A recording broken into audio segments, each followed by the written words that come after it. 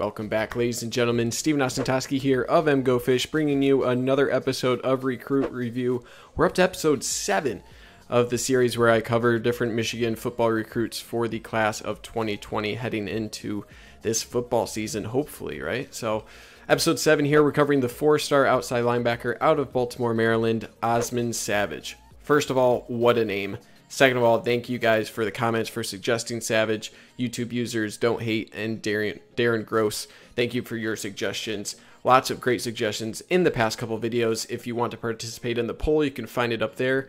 Keep those comments coming. I read them all. I really appreciate your guys' suggestions. Don't worry, I have seen all of the Roman Wilson suggestions. He will be next.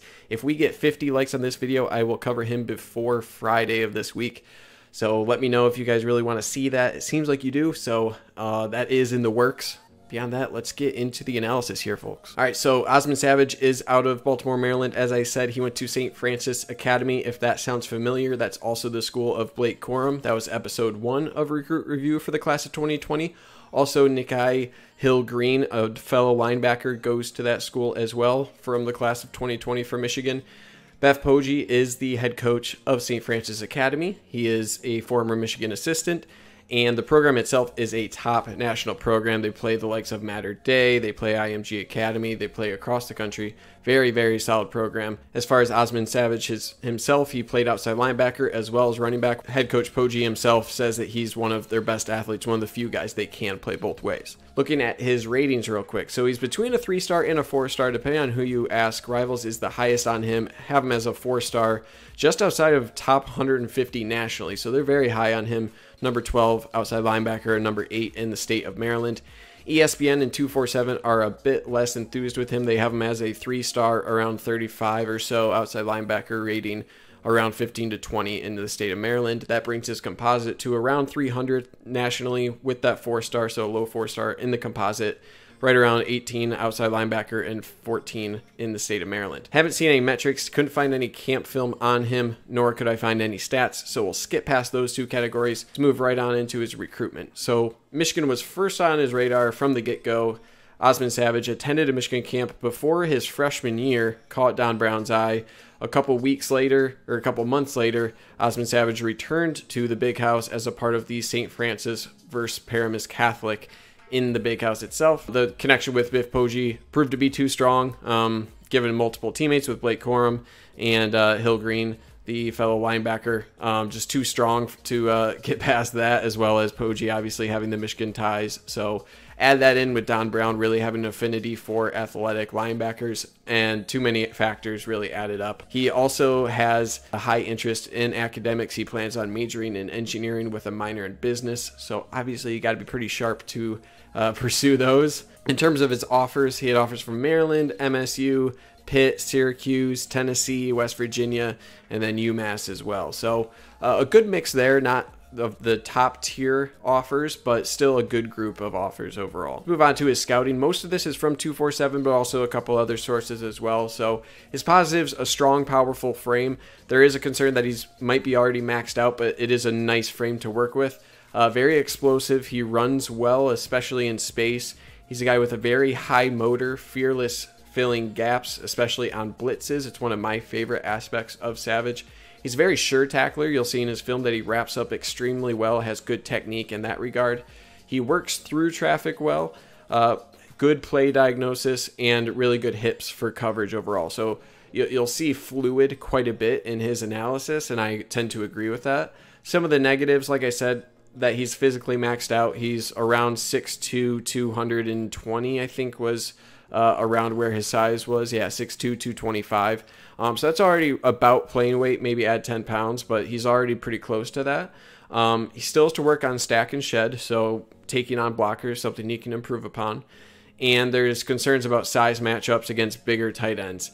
That he might get bullied there, or higher guys. Not sure what his vertical looks like, but that is a concern. But his positives far outweigh his negatives at this point. He's seen as a potential day 3 NFL pick. I'm not exactly sure. That's from 247 themselves, so it's kind of strange to give him a day 3 draft pick projection with a 3-star 550 overall ranking. So not exactly sure where that's coming from, but that's where they're at. Okay, let's dive right into his film. Okay, so like I said, blitzing, one of my favorite aspects of his game. Sudden burst and very explosive in the backfield. Once he's in the backfield, he tends to really explode out of his stance, and really his straight line speed, especially in the short game in the backfield there, is really, really great.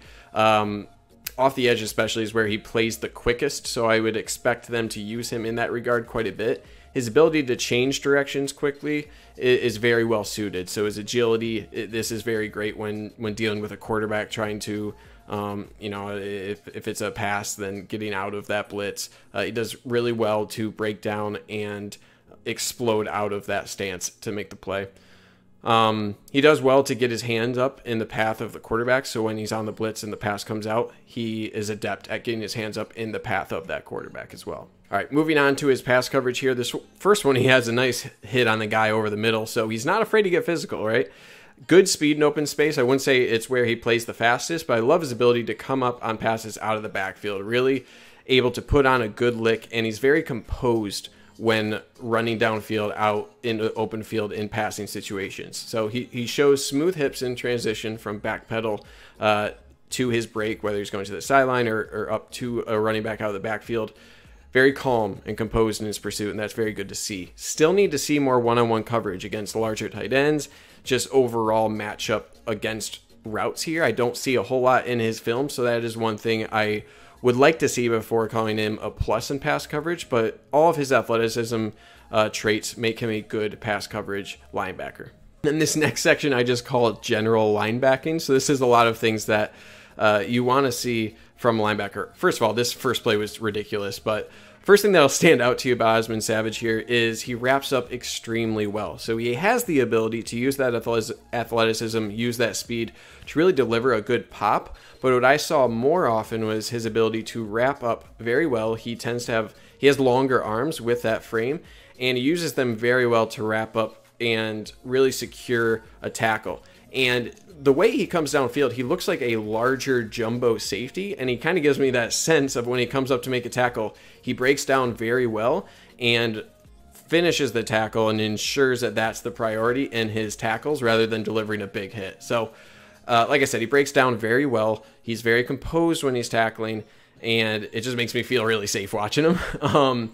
Shows he's very adept at shuffling, whether it's to get into a gap the running back is driving into, mirroring the QB or the running back, and then sideline to sideline comfortability. So he shows the speed and the comfortability running across field, and again, he just looks very smooth. He has a longer stride, but he looks fast even with that longer stride as well.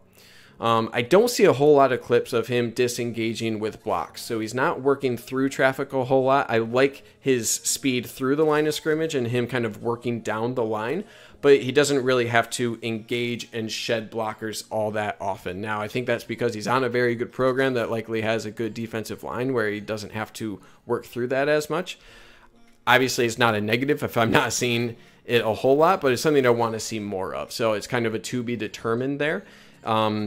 He does have a good frame to do that. I mentioned his longer arms that help with him wrapping up and being a safe tackler. That will come in very handy when actually engaging with offensive linemen and disengaging. He has the athleticism, has the frame to do so. Add a little weight and you'll get there. Then finally, he was deployed as a running back on offense as well. Like I said, one of the few players on St. Francis Academy to play both ways. They mainly used him in goal line situations to kind of power back out of the tee. You can see here, so only a couple touchdowns here that they show, not a whole lot of wiggle in that role, but he does have the athleticism to cut it at running back. All right, for his comparison, I don't know that many people on Michigan's roster right now that would be comparable to him. You could argue the recent transfer to USF, Devin Gill out of Flanagan High. He was a taller, more kind of a rangy linebacker who was initially a safety and bulked up to a linebacker. You could kind of argue that. I think Osman Savage is a better athlete than what Devin Gill was. So I'm going to pull out Justin Sternad, one of those. He is out of Wake Forest. He was a 6'3", 235 outside linebacker drafted by the Broncos in the 5th round.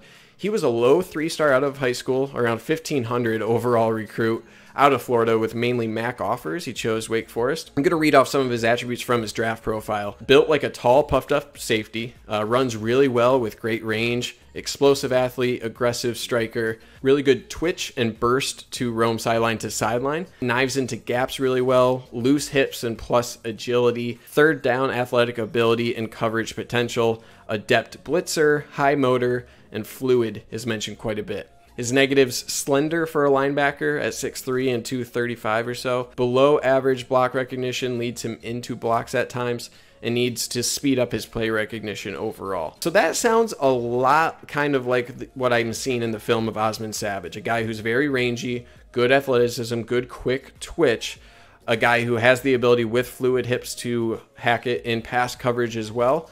Only difference is that Osman Savage is a smart guy and was lauded for his play recognition. That seems like Sternad was a little bit behind on, but overall they have very similar play styles, very similar frames. There'll be a will linebacker at the next level, whether it's NFL for Sternad or Michigan for Osman Savage. Sternad did have a bicep injury. He was initially slotted for a higher round, 3rd or 4th, probably 4th round, but dropped to the 5th because of that. But again, both himself and Savage are very much that rangy, athletic, knifing, blitzy, outside linebacker type. So projection, I would actually want Savage to get some early snaps at will. 2 reasons. I think he can hack it athletically.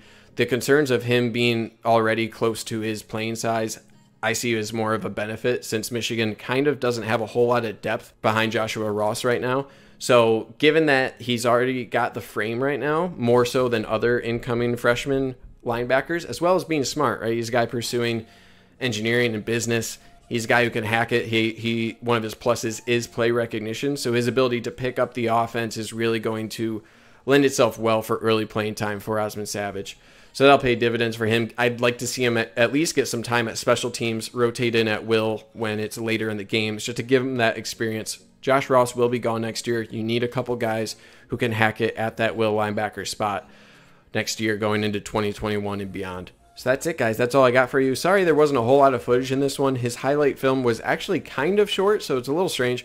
But that's all I have for you today. Thanks again for watching. If you can, like, comment, subscribe. I know I say it every time. You guys have been great about upping those likes, view count, and subscriptions, so I do appreciate that. Let me know in the comments who you want to see next. You can shout me at Twitter at anything I missed here or any additional things you want to see with this analysis. Other than that, guys, hope you guys had a great weekend. Stay safe out there. Wash your hands. And as always, go blue.